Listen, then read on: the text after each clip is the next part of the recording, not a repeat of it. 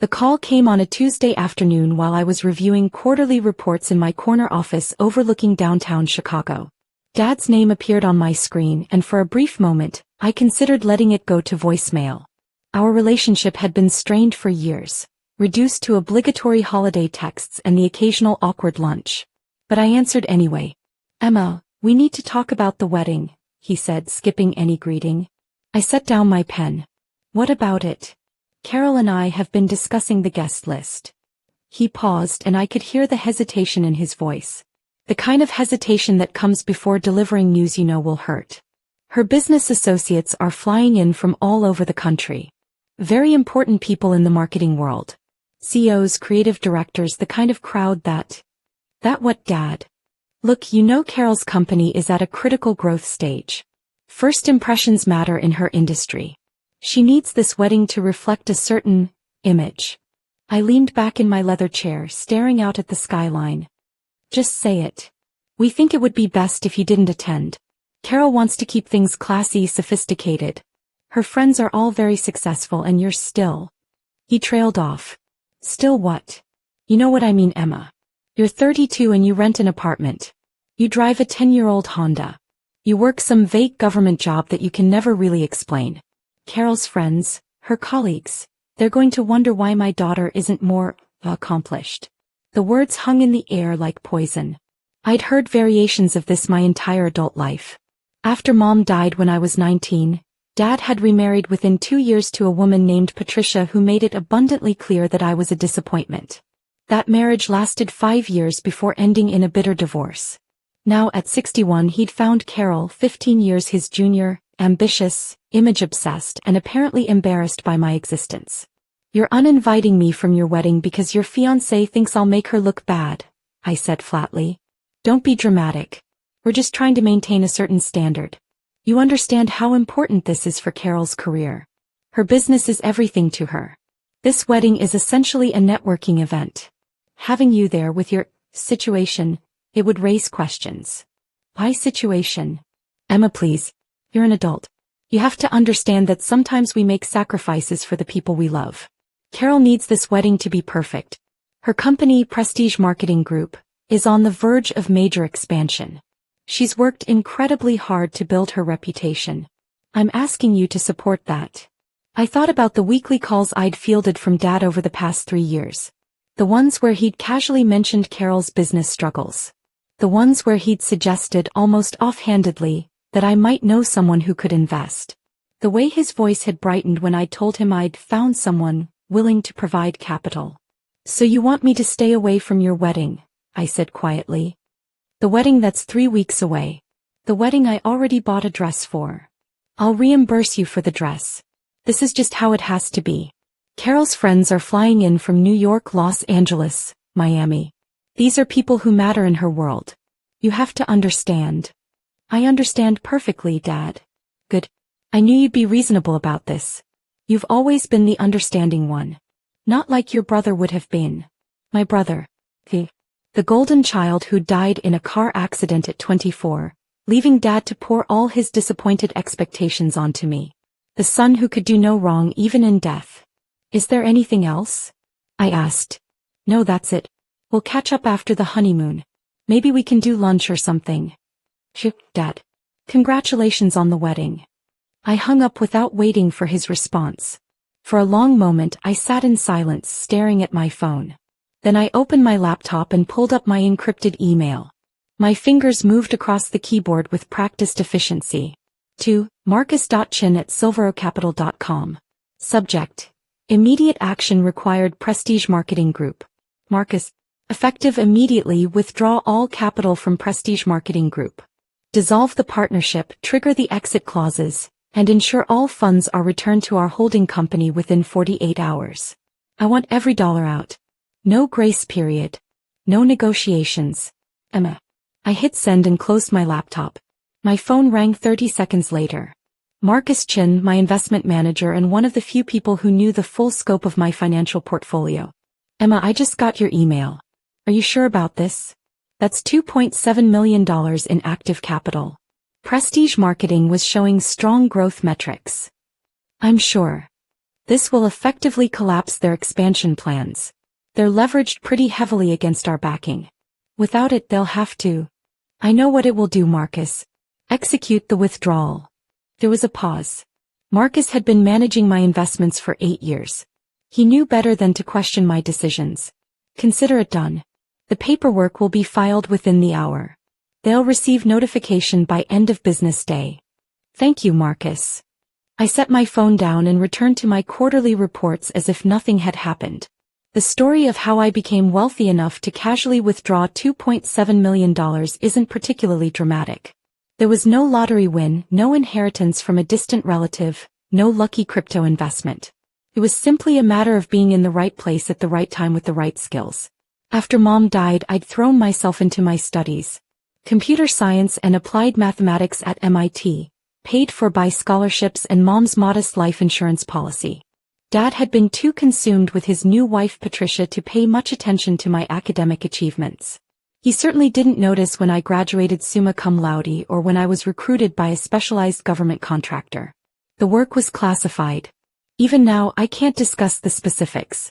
But I can say that I became very, very good at identifying patterns in complex data systems. And I can say that the government pays extremely well for certain types of expertise, especially when that expertise helps prevent rather large and expensive problems.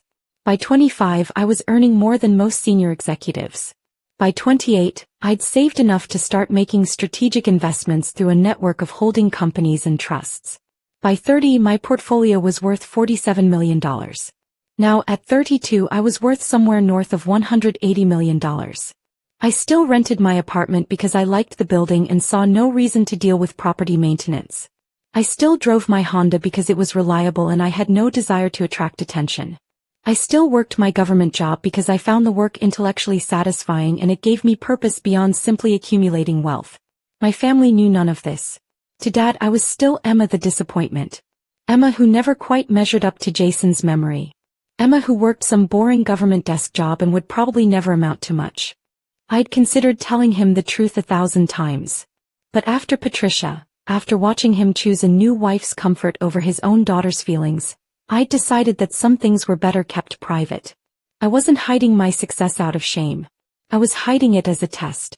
Would Dad love me for who I was, or would he only value me for what I had? With Carol, I'd gotten my answer. 3 years ago, when Dad had started dating her, he'd been practically giddy. Carol was successful, attractive, ambitious. Everything Patricia hadn't been. He'd introduced us at an uncomfortable dinner where Carol had spent most of the evening name-dropping her clients and discussing her company's growth trajectory. "We're really at a pivotal moment," she'd said, swirling her wine. "If we could just secure the right investor, someone willing to commit real capital, we could expand into 3 new markets within a year." She'd looked at me expectantly, as if I might suddenly produce a wealthy friend from my purse. "That sounds exciting," I'd said blandly. Dad had jumped in.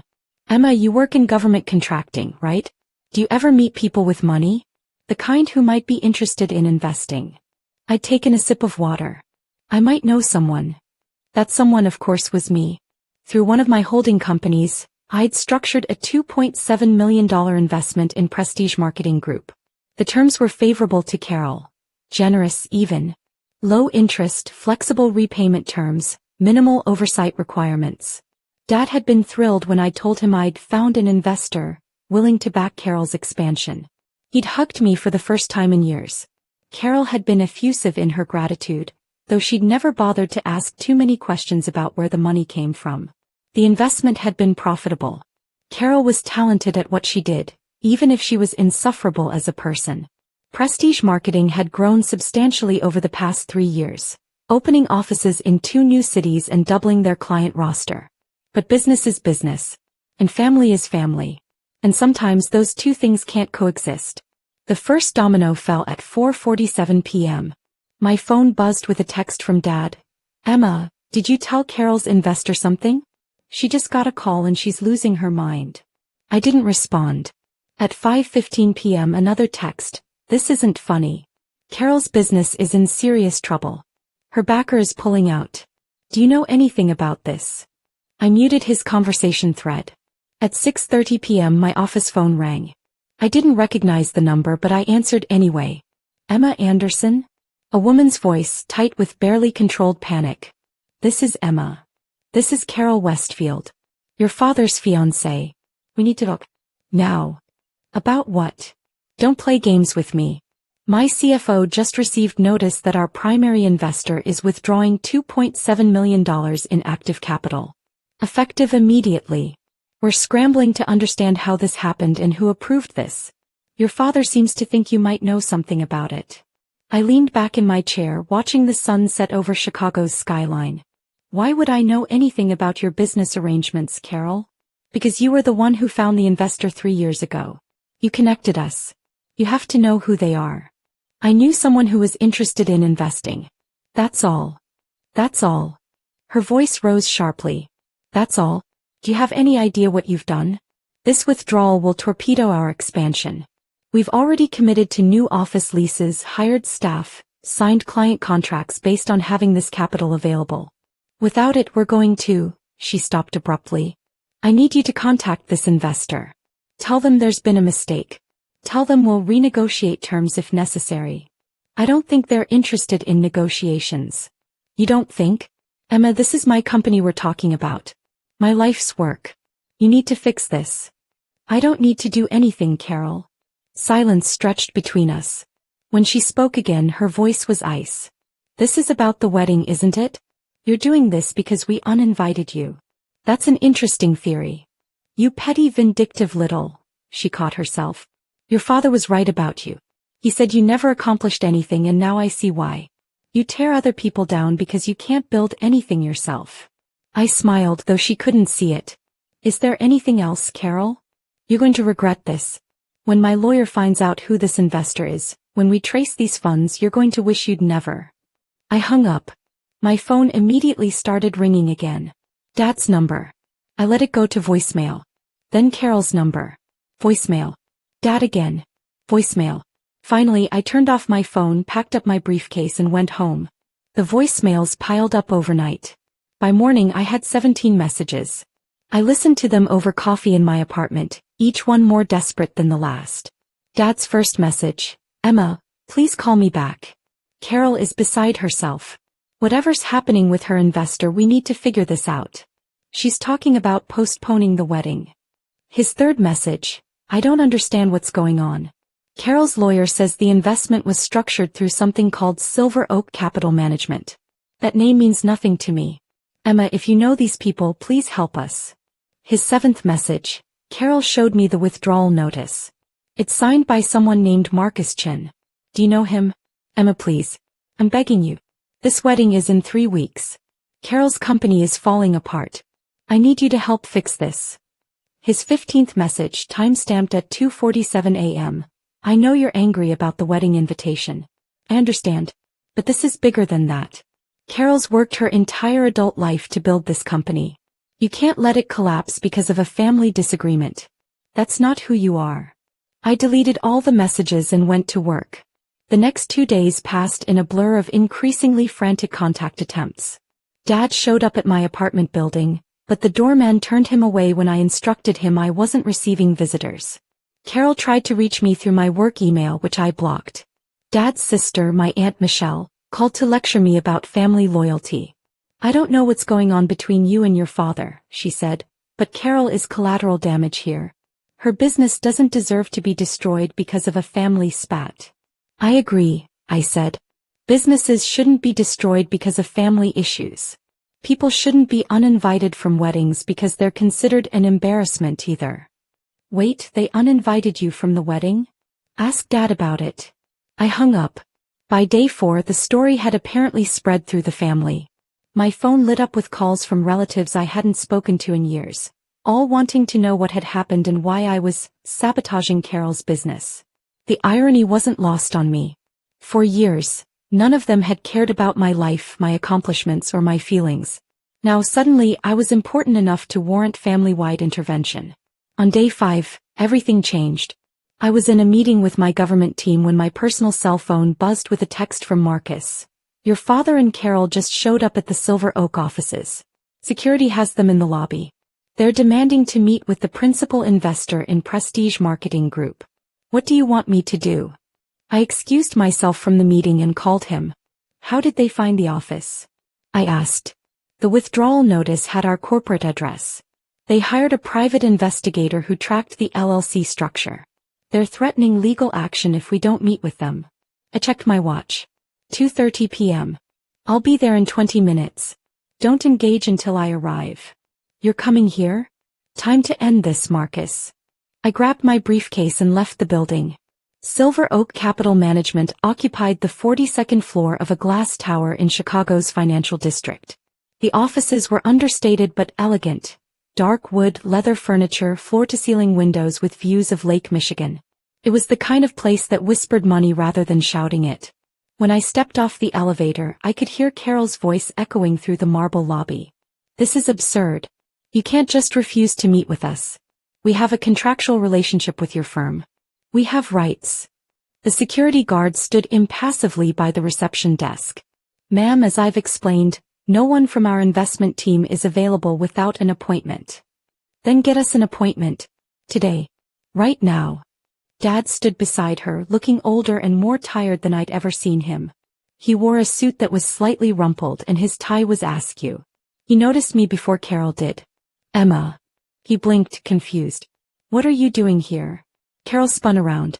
Did you follow us? How did you? I work here, I said simply. The lobby went silent. You work here. Dad repeated slowly. At an investment firm? Not exactly. I turned to the security guard. Thank you, David. I'll take it from here. I walked past them toward the secured door that led to the main offices. I pressed my palm against the biometric scanner and the lock disengaged with a soft click. Emma, wait, Dad said. I don't understand. What is this place? Why are you? I held the door open. Would you like to come inside and talk? Or would you prefer to continue shouting in the lobby?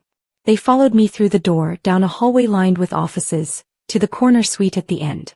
The nameplate beside the door read, Emma J. Anderson, Principal Partner. Carol saw it first. Her face went white. That can't be. I unlocked the door and gestured for them to enter. My office was larger than my apartment. One wall was entirely glass, offering an unobstructed view of the Chicago skyline and Lake Michigan beyond.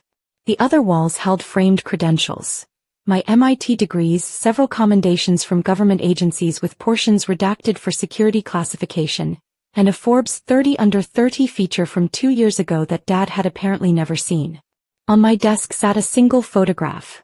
Mom smiling from the year before she died. Dad stood in the doorway staring. Emma, I don't understand. Sit down, Dad. You too, Carol. They sank into the chairs across from my desk like sleepwalkers. I remained standing, silhouetted against the window. 3 years ago, I began. Dad mentioned that Carol needed an investor for her business expansion. I agreed to help. Through this firm, through a structure of LLCs and holding companies, I personally invested $2.7 million in Prestige Marketing Group. Carol's mouth opened but no sound came out. The terms were generous. Minimal interest, flexible repayment, almost no operational oversight. I wanted the business to succeed.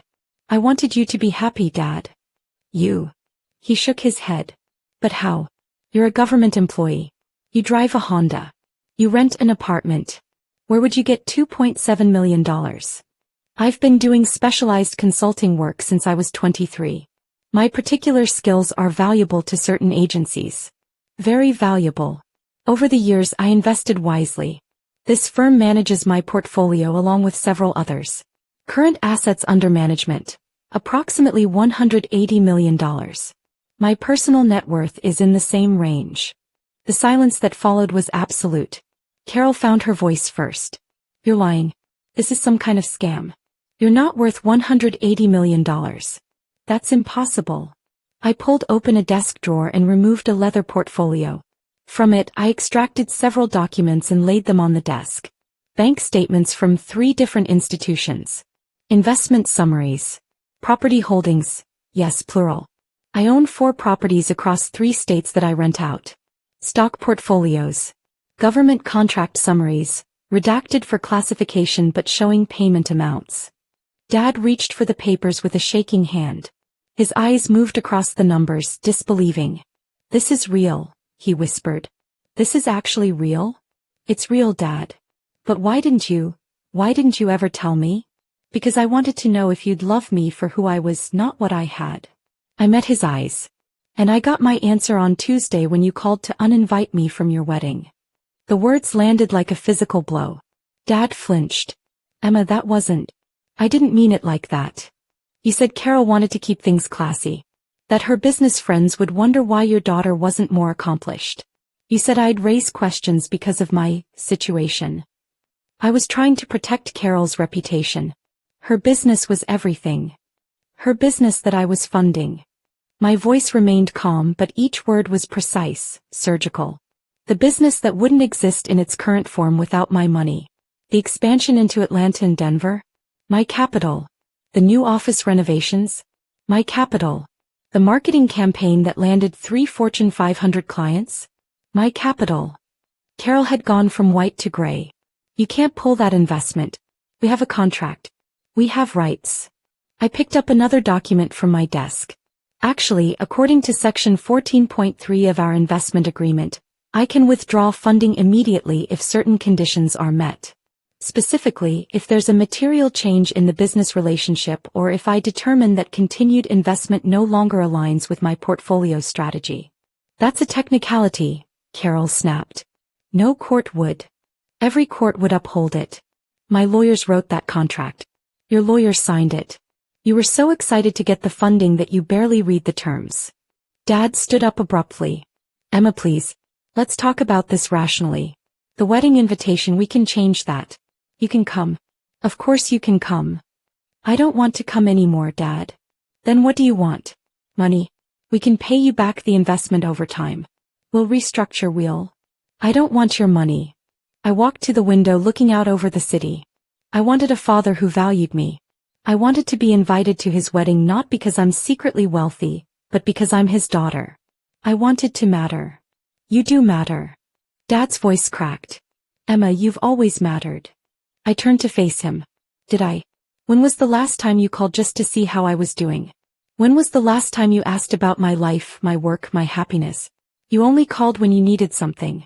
When Carol needed an investor. When you wanted advice on Patricia's divorce settlement. When you needed someone to listen to your problems. That's not fair. I've been dealing with a lot. The divorce, rebuilding my life, finding Carol. And I've been building an empire. Alone. The words came out harder than I intended. Do you know what it's like to achieve something remarkable and have no one to share it with? To make your first million and realize that telling your only living parent would just make them see you differently. Not better, just differently. You should have told me, Dad said quietly. I'm your father. I deserved to know. Did you? Would it have changed anything? Would you have suddenly become interested in my life? Or would you just have started asking for money? The question hung in the air, unanswered. Carol stood up, her composure finally shattering. This is insane. You're punishing an entire business, people who depend on their jobs because your feelings were hurt. I'm withdrawing my investment from a business whose owner publicly considers me an embarrassment. That's not punishment. That's just good business sense. You're destroying me. Do you understand that? Without this capital, I'll have to lay off 30 people. I'll have to cancel contracts. My reputation in the industry will be ruined. Your reputation was more important than my feelings when you decided I wasn't classy enough for your wedding, I said calmly. I'm simply applying the same logic. Emma, please. Dad stepped toward me. I know I've been a terrible father. I know I've let you down more times than I can count. But don't do this to Carol. She doesn't deserve this. Did I deserve to be uninvited from my father's wedding? No. No, you didn't. You deserved better. You've always deserved better, and I failed you. Tears were running down his face now. After your mom died, I fell apart. I know I did. I was so lost in my own grief that I forgot you were grieving too. And then Patricia and all the drama with that marriage, and I let you slip away. I let years pass without really seeing you. And now you see me because I have money. Now I see you because I'm finally looking. Really looking. And what I see is an incredible woman who accomplished everything on her own, without any help from me. I see someone strong and brilliant and successful, and I realize that I had nothing to do with any of it. You did this yourself, Emma. And instead of being proud, instead of celebrating you, He broke down completely. I told you not to come to my wedding. I stood very still watching my father cry. Somewhere inside me something shifted. Not forgiveness exactly, but something softer than the cold anger I'd been carrying. The money is withdrawn, I said quietly. That decision stands. But Carol, I'll give you 30 days to find alternative funding. I'll have Marcus draw up a bridge loan with reasonable terms to cover your immediate obligations. After 30 days you're on your own. Carol sagged with relief. Thank you. Thank you. I'm not doing this for you. I'm doing it for your employees who don't deserve to suffer because of this situation. I turned to Dad. As for the wedding, I meant what I said. I won't be attending. I understand. He wiped his eyes. Emma, I know I can't fix everything with one conversation, but I want to try. I want to be a real father to you if you'll let me. That's going to take time, Dad. A lot of time. I know. I'll wait as long as it takes. They left my office 20 minutes later with a promissory note for a bridge loan and the name of 3 potential alternative investors Marcus had identified. Carol's business would survive, though it would take her years to rebuild to the same growth trajectory. The wedding was postponed. Dad called it off entirely 2 weeks later. It didn't feel right, he told me in a voicemail. Getting married while my relationship with my daughter is broken. Carol understood. We're still engaged, but we're waiting. Taking time to figure things out. Aunt Michelle called to apologize. Apparently, Dad had told the whole family what happened. Several other relatives reached out, some apologetic, some just curious about my success. I ignored most of them. 3 months later, Dad started showing up outside my apartment building every Sunday morning with coffee and bagels. He never came up, never pushed. He just stood in the lobby until I came down, handed me a coffee and asked if I wanted to take a walk. The first 2 Sundays I took the coffee and went back upstairs without a word. The third Sunday I walked with him for 10 minutes. The fourth Sunday we walked for half an hour and talked about Mom. Really talked for the first time since she died. By the 6th Sunday it became a routine. It's been 8 months now. Dad and I have coffee every Sunday. We talk about work. He finally understands what I do, or at least as much as I can tell him given the classifications. We talk about Mom and Jason and all the years we lost. We talk about Carol, who broke off their engagement after realizing that Dad's priorities had shifted. She said I was choosing you over her, Dad told me one Sunday. And she was right. I should have chosen you 13 years ago. We're not fixed. 13 years of distance and disappointment can't be healed in 8 months. But we're trying. That's something. Last week, Dad asked if I'd have dinner with him on what would have been Mom's birthday. We went to her favorite restaurant, the one that closed down years ago and reopened under new ownership. We ordered her favorite dish and told stories and laughed and cried. At the end of the night, as we stood outside the restaurant, Dad hugged me. A real hug, tight and long, the kind I hadn't gotten since I was a child. I'm so proud of you, Emma, he whispered. Your mom would be so proud. I'm sorry it took me so long to say that. I hugged him back. I know, Dad. I know. I still rent my apartment. I still drive my Honda. I still work my government job. But now when Dad calls, it's not because he needs something. It's just to talk. To ask about my day. To tell me about his. Last month he asked if I'd be willing to meet someone he'd started seeing. Her name is Linda. She's a retired teacher. No business empire, no social climbing. Just a kind woman who makes me laugh. I'd like you to meet her. Only if you're comfortable. I met Linda last week. She's nothing like Patricia or Carol. She asked about my work, listened when I answered, and didn't once treat me like a disappointment or an ATM. When Dad mentioned I'd gone to MIT, she smiled and said, "You must have gotten your intelligence from your mother. Your dad's brilliant in his own way, but he couldn't program a microwave." Dad laughed. Real laugh. The kind I hadn't heard since before Mom died. I'm still learning to trust him again. Some wounds take years to heal and some scars never fully fade. But every Sunday morning when I see him waiting in my lobby with coffee and that hopeful expression on his face, I remember that people can change. Sometimes they just need the right motivation. And sometimes, a $2.7 million withdrawal is exactly the wake-up call a relationship needs.